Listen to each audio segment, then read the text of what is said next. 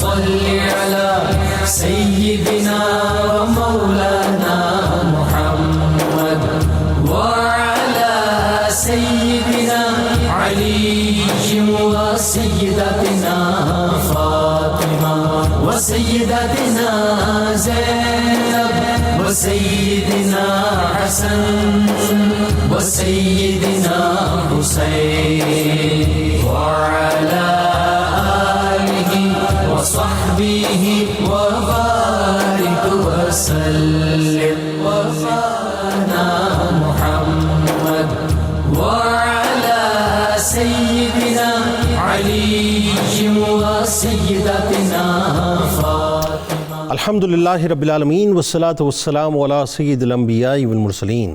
اللہم صلی علی سیدنا و مولانا محمد وعلی آلہ واصحابہ وبارک وسلم وصلی علیہ. دنیا کے تمام دیکھنے والوں کو، تمام چاہنے والوں کو، تمام پیار کرنے والوں کو، اور جہاں جہاں تک اس وقت میری آواز کو سنا اور مجھے دیکھا جا رہا ہے، جنید اقبال کی جانب سے انتہائی محبت کے ساتھ السلام علیکم. ایک بار پھر ناظرین، آپ کو پر نور صبح میں صبح نور کے ساتھ میں دل کی گہرائیوں سے خوش آمدید کہتا ہوں. اور آئیے چلتے ہیں بلا توقف حضرت ابو انیس محمد برکت علی علیہ رحمہ کی تعلیف اسماء نبی کریم صلی اللہ علیہ وآلہ وسلم سے رسول اللہ صلی اللہ علیہ وآلہ وسلم کا ایک اسم مبارک پڑھنے اور سننے کی سعادت حاصل کرتے ہیں. سیدنا الراقع صلی اللہ علیہ وآلہ وسلم، ہمارے سردار رکوع فرمانے والے، درود و سلام بھیجے اللہ آپ صلی اللہ علیہ وآلہ وسلم پر، آپ صلی اللہ علیہ وآلہ وسلم کے آل پاک پر اور صحابہ کرام رضوان اللہ تعالیٰ علیہم اجمعین پر. حضرت انس بن مالک رضی اللہ تعالیٰ عنہ سے روایت ہے کہ حضور نبی کریم صلی اللہ علیہ وآلہ وسلم نے فرمایا کہ رکوع اور سجود کو قائم رکھو، قسم اس ذات کی جس کے قبضہ قدرت میں میری جان ہے، جب تک تم رکوع اور سجود کرتے رہو گے میں تمہیں دیکھتا ہوں اور تم کس کیفیت میں رکوع اور سجود کرتے ہو.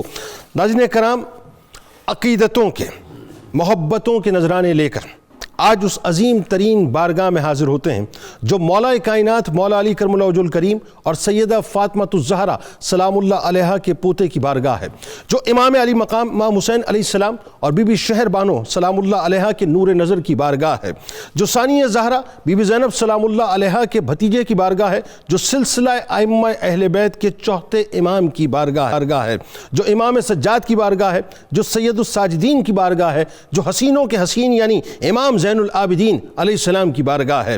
یہ وہ عظیم المرتبت ہستی ہیں ناظرین، وہ عظیم المرتبت ہستی ہیں کہ آسمان کی بلندیاں بھی حیرت کے ساتھ جن کے عزم و حوصلے کو تکتی جائیں، جو صبر کے، شجاعت کے، بہادری کے، استقامت کے عظیم ترین پہاڑ بن جائیں، جو تعظیم کا مرکز اور عقیدتوں کا محور کہلائیں، جن کے وضو پر فرشتے حیرت زدہ رہیں اور جن کی نمازوں پر جن و انس نازاں نظر آئیں، جو عبادتوں میں اس مقام پر پہنچ جائیں جہاں عبادتیں بھی اپنے آپ پر فخر فرمائیں، جو سید الساجدین یعنی ساجدوں کے ایسے سردار بن جائیں جو ہر کار خیر پر اللہ کی بارگاہ میں سجدہ فرمائیں، خدا کی کسی نعمت کو پائیں یا اس کا ذکر فرمائیں تو سجدہ فرمائیں، جب دو اشخاص میں صلح کرائیں تو سجدہ فرمائیں، یعنی جو سجدوں میں اس مقام کو چھو جائیں ناظرین جہاں خداوند کریم سے ہم کلام ہو جائیں، اور جو نوافل کی کثرت کو اس طرح سے اختیار کر جائیں کہ پوری پوری راتیں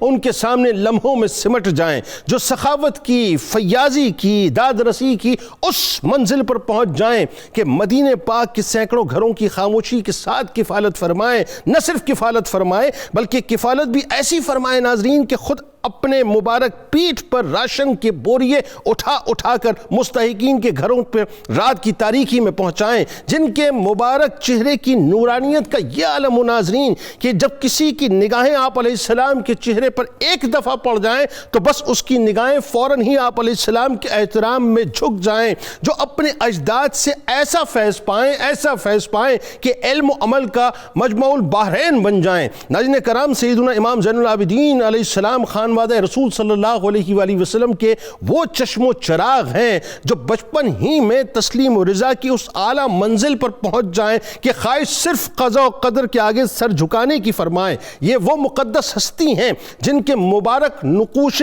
قدم کی پہچان وادی بطحا، بیت اللہ، حل و حرم، حتیٰ کہ حجر اسود یعنی سبھی اعلان فرمائیں کہ یہ تو اس ذات گرامی کے لخت جگر ہیں جو اللہ کے تمام بندوں میں سب سے بہتر ہیں، پرہیزگار، تقوی والے، والے، پاکیزہ، صاف ستھرے اور قوم قریش کے سردار ہیں۔ جب ان کو قبیلہ قریش کے لوگ دیکھتے ہیں تو ان کو دیکھنے والا یہی کہتا ہے کہ ان کی بزرگی اور جوان مردی پر بزرگی اور جوان مردی مکمل طور پہ ختم ہے، یعنی نرم دلی اور حلم ایسا ناظرین کہ والکاظمین الغیظ والعافین عن الناس واللہ یحب المحسنین کی عملی تفسیر نظر آئیں کہ جو ظلم کرتا ہے اس سے صرف درگزر نہ فرمائے بلکہ معاف فرما کر اسے عطا بھی فرمائے۔ بس یوں کہیے ناظرین کہ صبر جن کی دستار ہے، علم و عمل جن کا امامہ ہے، شجاعت و بہادری جن کی شناخت ہے، استقامت جن کا عصا ہے، سخاوت جن کا حوالہ ہے، سجدے جن کا تعارف ہے، راتوں کا قیام جن کی پہچان ہے، روزے جن کا شوق ہے، معاف کرنا جن کا وصف ہے، اور قربانی جن کی شان ہے۔ قربانی جن کی شان ہے، یہی ہیں امام الساجدین جو دین کی آن ہیں۔ اللہم صلی علی سیدنا و مولانا محمد وعلى سيدنا علي وسيدتنا فاطمة وسيدتنا زينب وسيدنا حسن وسيدنا حسين وعلى آله وصحبه وبارك وسلم۔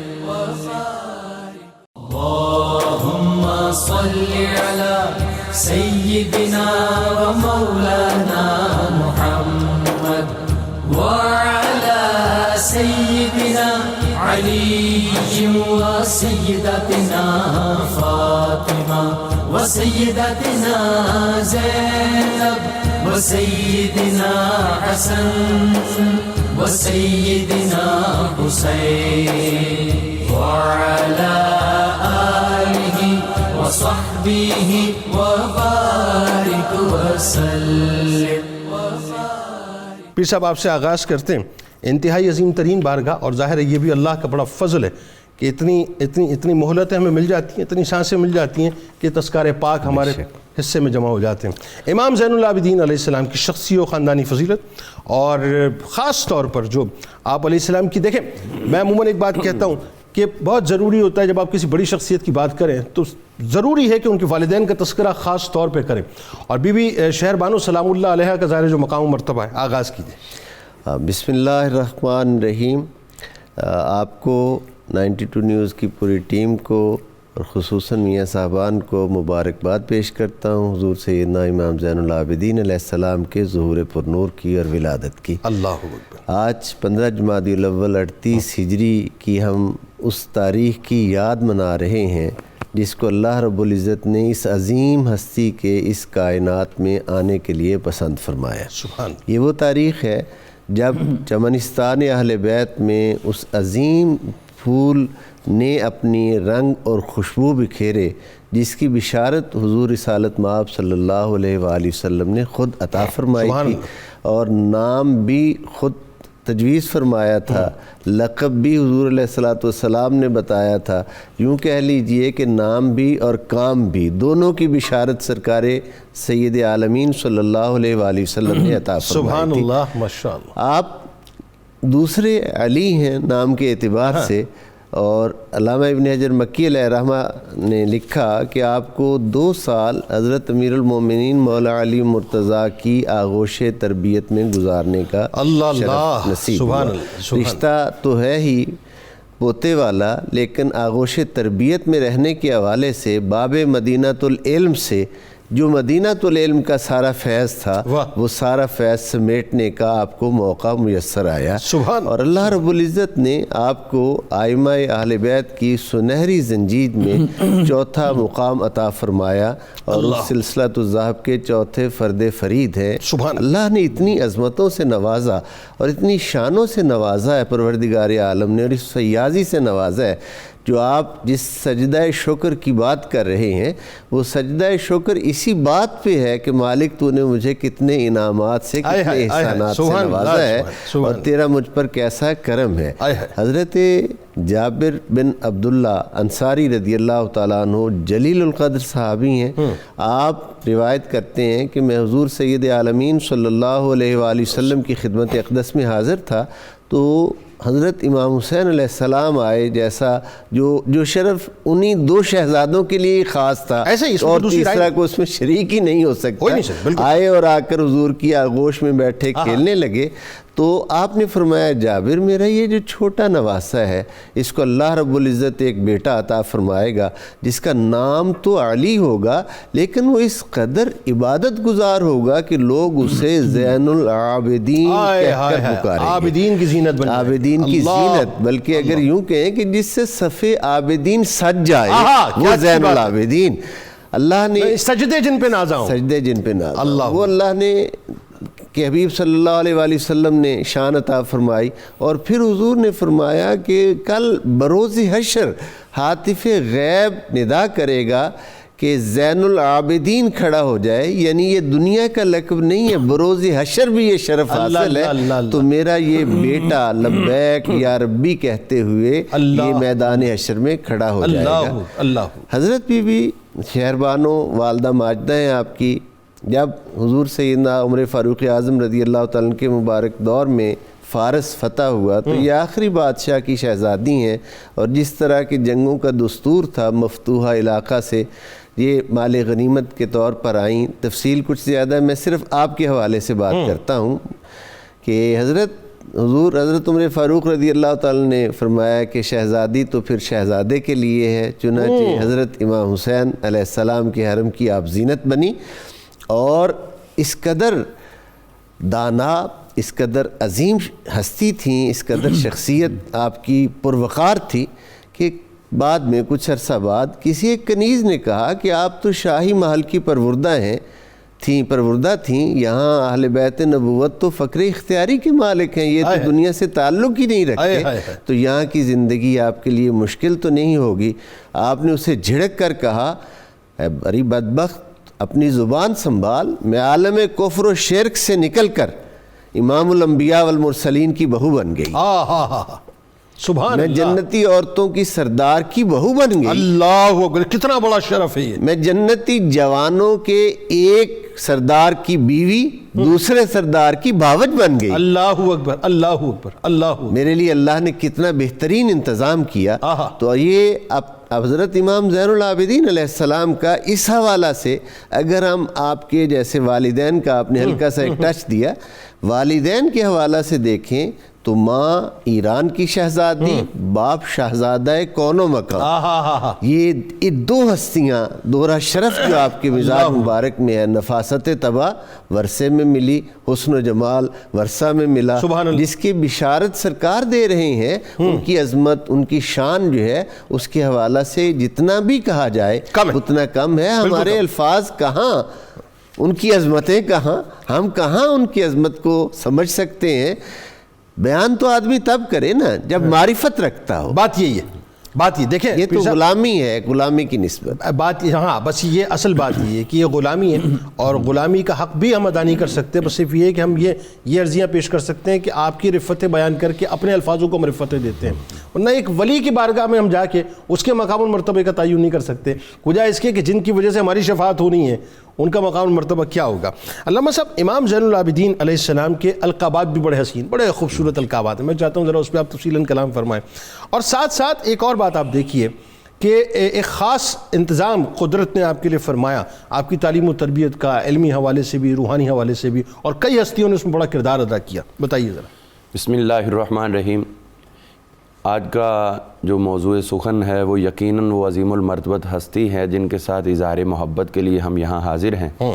تو وہ ہستی ہیں جن کے اوپر کائنات ارضی کے تمام عابدین جو آ چکے اور جو قیامت تک آتے رہیں گے وہ نازاں رہیں گے، ایسے ہی، اور جن کے طریقہ مبارک سے آنے والے لوگوں کو مہمیز ملتی رہی ہے اور ملتی رہے گی.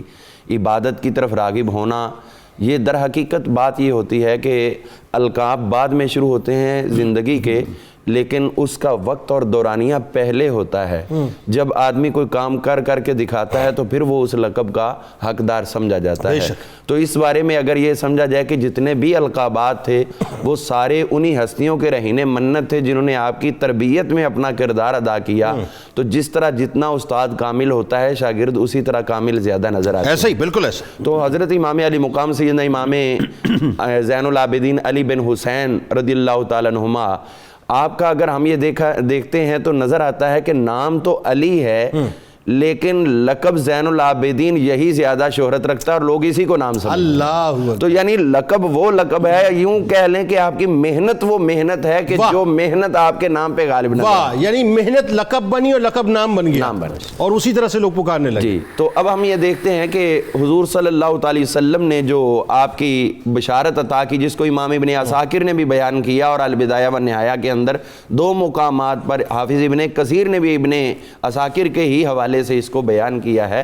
یہ ابھی پیر صاحب نے زین العابدین بیان کیا، لیکن جو میں ریفرنس کوٹ کر رہا ہوں اس میں حضور صلی اللہ علیہ وسلم نے فرمایا کہ عرش کے دریچوں سے یہ آواز آئے گی کہ سید العابدین کھڑے ہو. سید العابدین. تو اس وقت سید العابدین ایک ہی نظر آئیں گے، اور فرمایا وہ یہی میرے اس، یعنی حضرت امام حسین پاک رضی اللہ عنہ کو آپ نے پکڑا ہوا تھا، سینے سے لٹا رہے تھے اور ان کو بوسہ دے رہے تھے، اور اس عالم میں یہ آپ نے ارشاد فرمایا تھا کہ ان کے ہاں اللہ ایک بیٹا دے گا جس کا نام علی ہوگا، اور جب یہ کہا جائے گا کہ سید العابدین کھڑے ہو جائیں تو پھر وہ کھڑا ہوگا. یعنی عابدین کے سردار کیا کر آپ کو بلایا جائے. اچھا بات یعنی بشارت مصطفیٰ صلی اللہ علیہ وآلہ وسلم عملی تصویر جو ہے اس کی صورت میں آپ یہاں بھی نظر آئیں گے اور وہاں بھی نظر آئیں گے، اور یہ بشارت بھی ہوگی اور لقب بھی ہو گیا. اللہ اکبر. تو آپ کی تربیت کے حوالے سے 2 سال جو ہے ایک شیر خارگی کی عمر، جس میں آدمی کسی اور کی طرف متوجہ نہیں ہوتا، ماں کی طرف ہوتا ہے یا باپ کی طرف ہوتا ہے.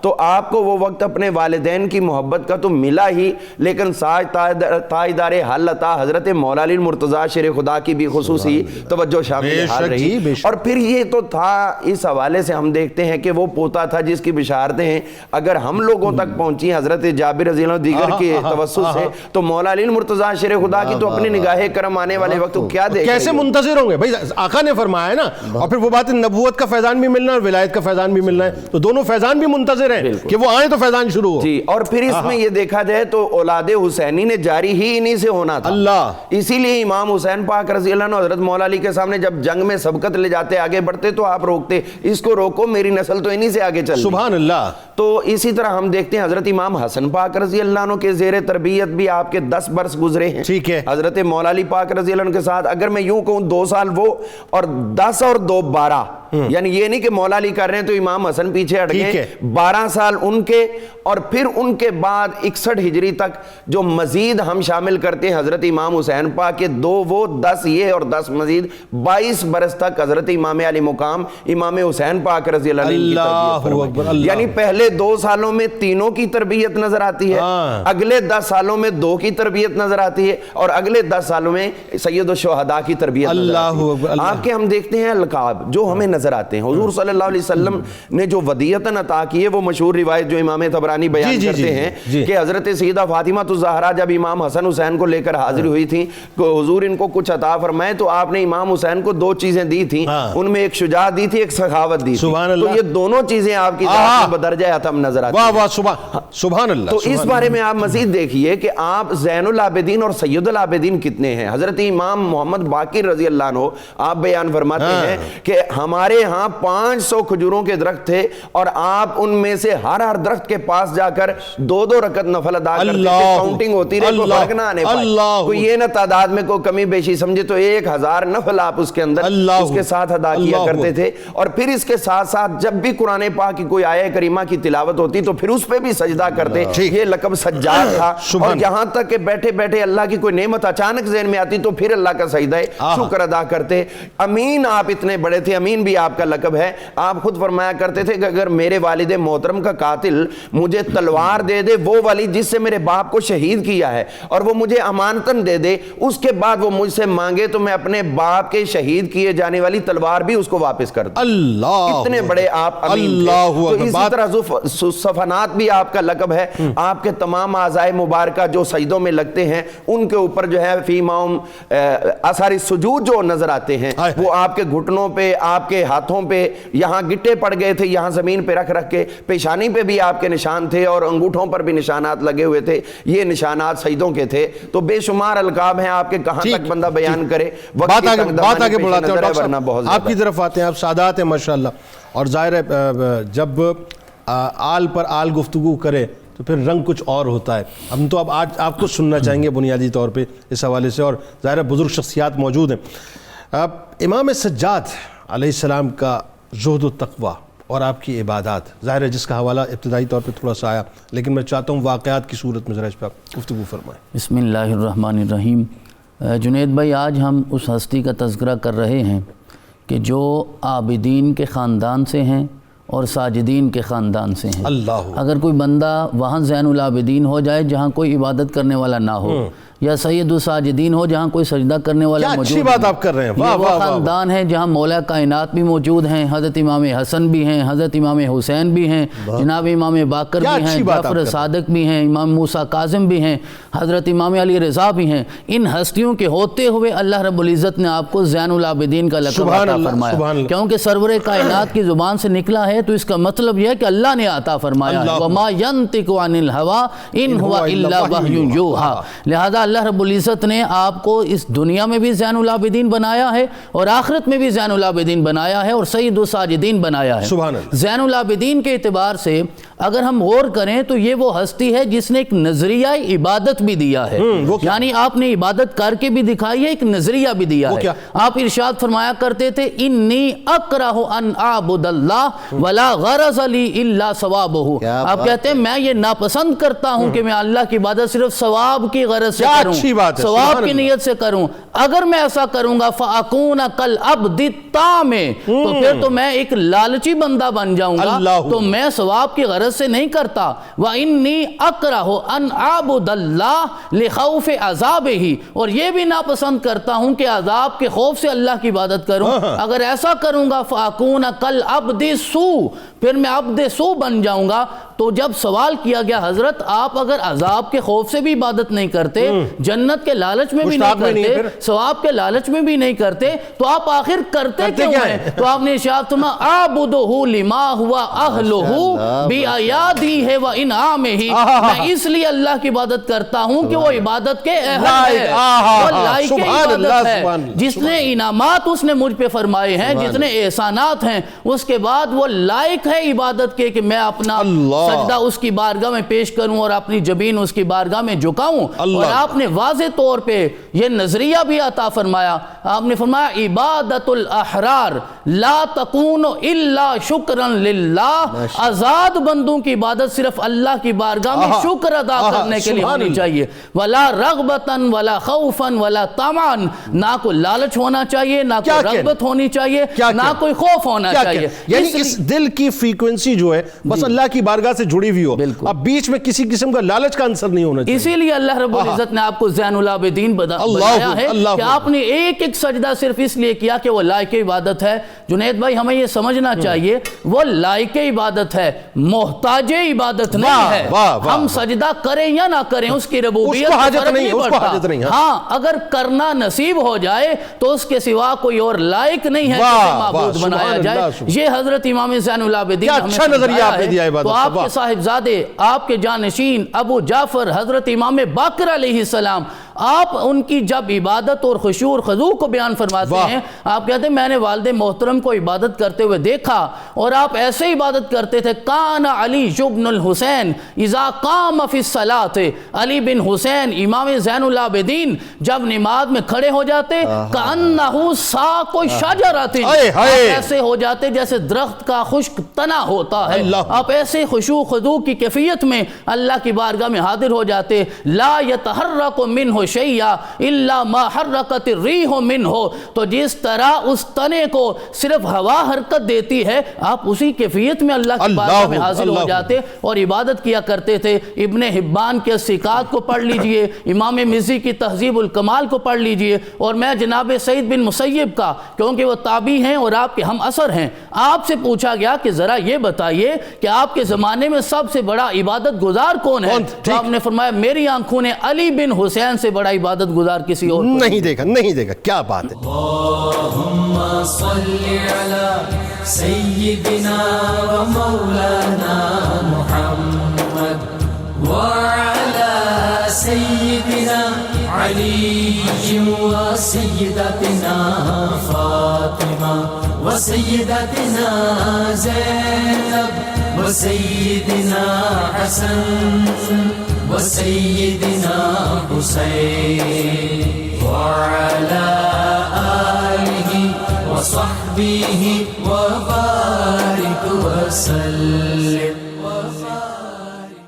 اللهم صل على سيدنا ومولانا محمد وعلى سيدنا علي وسيدتنا فاطمة وسيدتنا زينب وسيدنا حسن وسيدنا حسين وعلى آله وصحبه وبارك وسلم. پیر صاحب ذرا یہ فرمائیے کہ آج بہت ضروری ہے اس بات کو سمجھنا، کیونکہ ہم ایکچولی دو انتہاؤں میں بٹ چکے ہیں. ایک طرف ہمارے یہاں مذہبی شدت پسندی نظر آتی ہے، اور ظاہر ایک طرف ہمیں لبرلز کا پورا کھیل نظر آتا ہے، وہ بھی شدت پسند ہے. لیکن جب آپ اہل بیت اطہار کو پڑھتے ہیں صاحب، ان کے اخلاق کریمانہ انٹائر ڈیفرنٹ ہے، اور ہم اس سے بالکل مختلف ایک تصویر پینٹ کر رہے ہوتے ہیں. ذرا بتائیے امام زین العابدین علیہ السلام کی حیات طیبہ کے حوالے سے. آپ کے مبارک تذکرہ سے پہلے میں ضروری سمجھتا ہوں کہ تھوڑا اخلاق کی تشریح جو ہے اس کو سمجھا جائے. بتائیے. یعنی عام طور پر اخلاق کا معنی مسکرا کر ملنا، اچھے طریقے سے بات سننا، اچھے طریقے سے بات کرنا، یہ مراد لیا جاتا ہے. لیکن اخلاق کا کینوس بہت وسیع ہے. اخلاق کے میں ایک دوسرے کی ضروریات کا خیال رکھنا، ایک دوسرے کی مشکلات میں اس کے کام آنا، ایک دوسرے کی حاجت براری کرنا، حاجت روائی کرنا، اور سب سے بڑھ کر یہ کہ نہ کسی کی غیبت کرنا، نہ کسی کی غیبت سننا. واہ. حضور سید عالمین صلی اللہ علیہ وآلہ وسلم صاحب خلق عظیم ہیں، اور یہ حضور کے مبارک خانوادہ کے فرد فرید ہیں. جیسے آگے ذکر ہوا کہ حضور جس کی بشارت دے رہے ہیں، اس ذات مبارک کے اخلاق کا تذکرہ کون کرے اور کہاں تک کرے. اللہ اکبر. حضرت محمد بن اسامہ بن زید یہ آپ کی خدمت اقدس میں حاضر ہوئے. ان کی ایک مشکل تھی، تو وہ حضرت امام زین العابدین علیہ السلام خود علیل تھے. بظاہر یہ عیادت کے لیے آئے، آپ کی تیمارداری کے لیے آئے، درست. لیکن اپنی اس مشکل کی وجہ سے رو رہے تھے.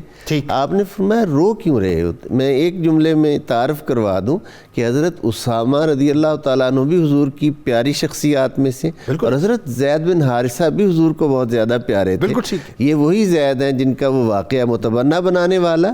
اور ایک انفارمیشن کے طور پہ ایک جملہ عرض کیے جاؤں کہ تمام صحابہ کرام کی اجمالاً فضائل تو قرآن حکیم میں ہیں، لیکن آپ کا نام کے اعتبار سے حضرت زید ہی واحد صحابی ہے سورہ احزاب میں.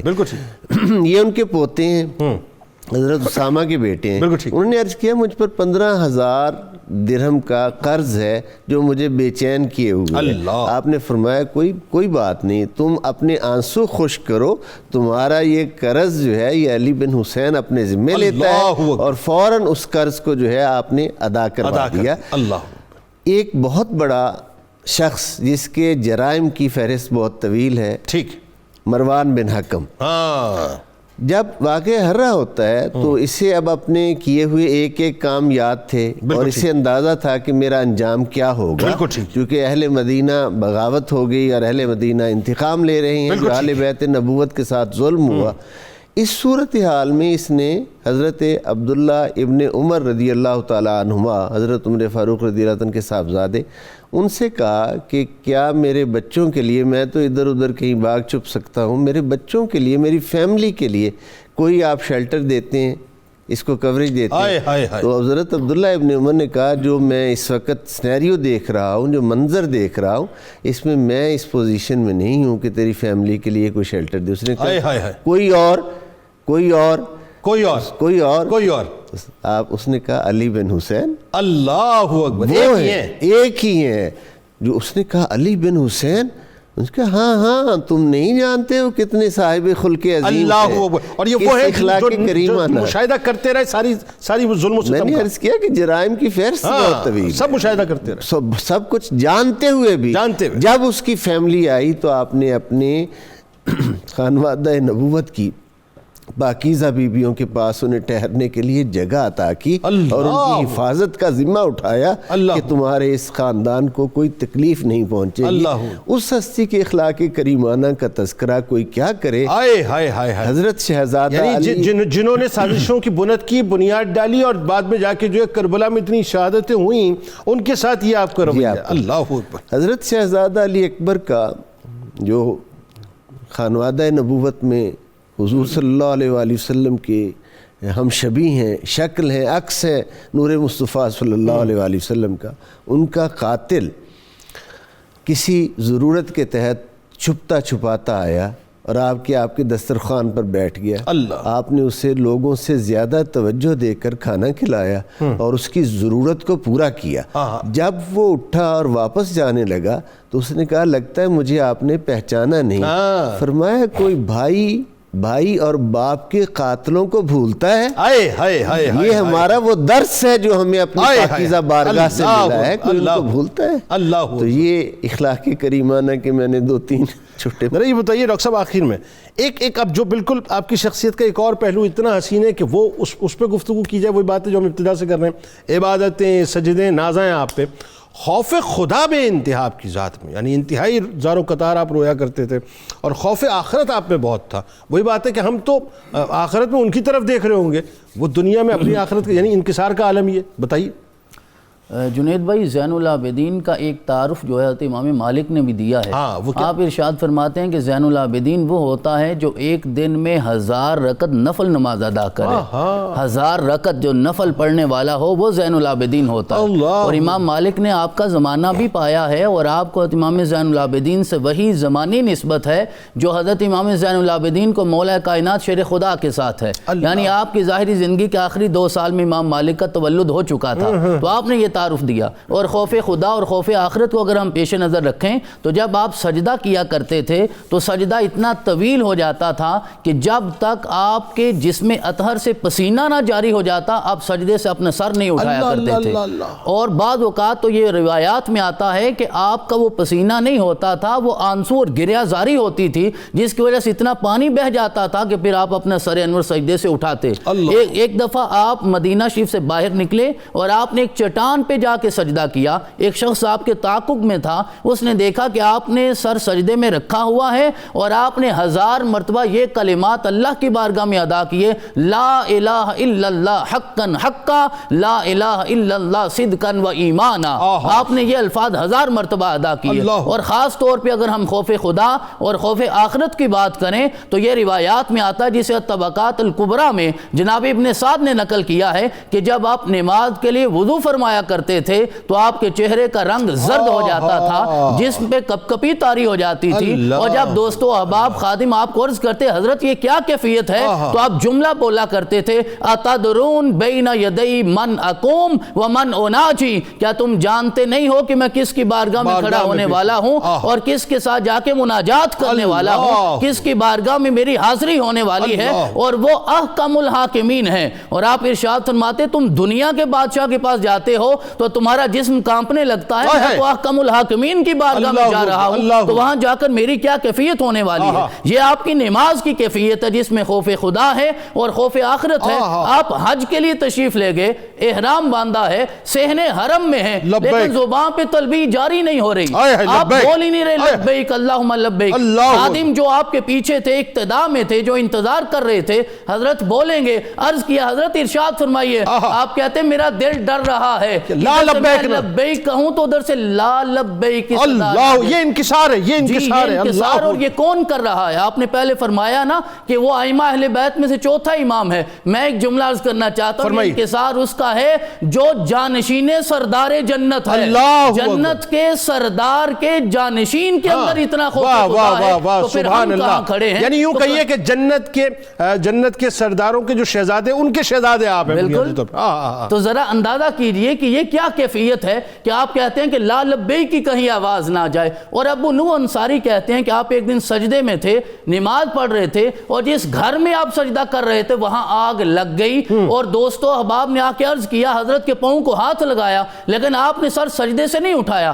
آگ بجھ گئی، آپ نے سر اٹھایا، لوگوں نے سارا واقعہ بیان کیا تو آپ نے ارشاد فرمایا الہتنی انہا النار الکبریٰ، تم مجھے اس آگ سے ڈرا رہے تھے لیکن اس آگ سے مجھے اس آگ نے غافل رکھا ہے جو النار الکبریٰ ہے، وہ بڑی آگ ہے، مجھے اس کا خوف ہے، میں اس سے بچنا چاہتا ہوں. اور آخر میں ایک نسخہ سارے مسائل کا میں یہ عرض کرنا چاہتا ہوں جو آپ کی زندگی سے، آپ کے خوف خدا سے، آپ کی عبادت سے، آپ کی ریاضت سے ہمیں ملتا ہے کہ حضرت طاؤس یہ تابعی ہیں. آپ کہتے ہیں کہ میں نے ایک دن دیکھا کہ آپ سجدے کی حالت میں تھے اور آپ یہ الفاظ ادا کر رہے تھے، عبیدک بفنائک ومسکینک بفنائک وسائلک بفنائک وفقیرک بسنائک. کہنے لگے مولا تیرا یہ چھوٹا سا بندہ، اس میں تصویر ہے نا عبد کی عبید، یہ تیرا چھوٹا سا بندہ تیرے گھر میں حاضر ہے، یہ مسکین، یہ فقیر، اس کی حاضری کو اپنی بارگاہ میں قبول کر لے. اللہم صلی علی سیدنا و مولانا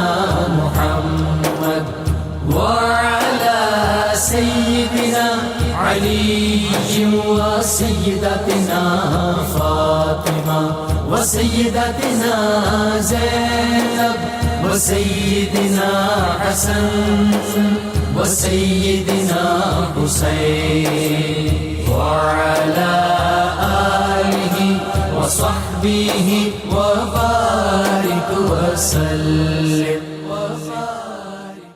اللهم صل على سيدنا ومولانا محمد وعلى سيدنا علي وسيدتنا فاطمة وسيدتنا زينب وسيدنا حسن وسيدنا حسين وعلى آله وصحبه وبارك وسلم.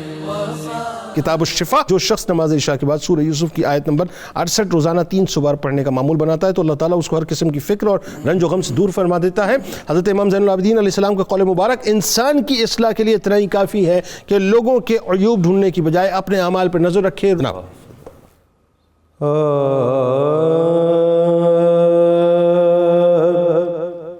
وہ شخص زمانے میں طرح دار ہوا ہے،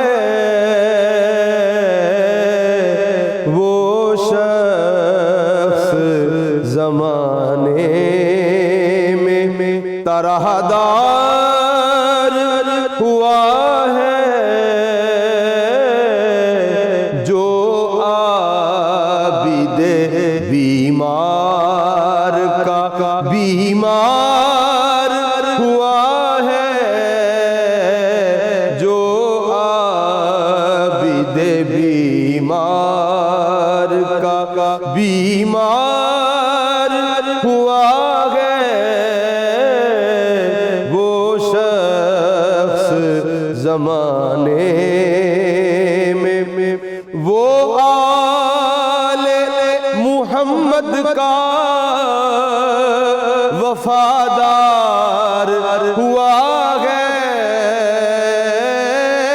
وہ آل محمد کا وفادار ہوا ہے، جو سید سجاد کا حبدار ہوا ہے، جو سید سجاد کا حبدار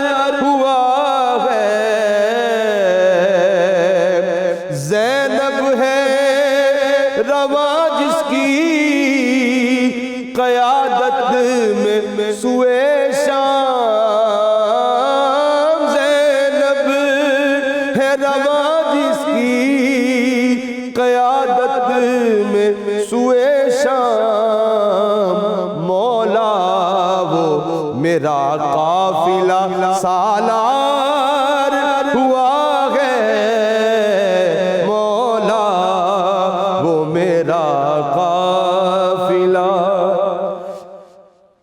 یا ایتھا النفس کا جو راز ہے سمجھا، یا ایتھا النفس کا جو راز ہے سمجھا، سجاد ہی وہ صاحب اسرار ہوا ہے، سجاد ہی وہ صاحب، اور پہچان کے دشمن کو پلاتا ہے جو پانی، ایسا بھی کوئی صاحب کردار ہوا ہے، ایسا بھی کوئی صاحب، ایک پاؤں کی زنجیر کو گردن میں پیرو کر، ایک پاؤں کی زنجیر کو گردن میں پیرو کر، حسنین بھی ایک صاحب دستار ہوا ہے، وہ شخص زمانے میں طرح دار ہوا ہے، جو عابد بیمار کا بیمار ہوا ہے۔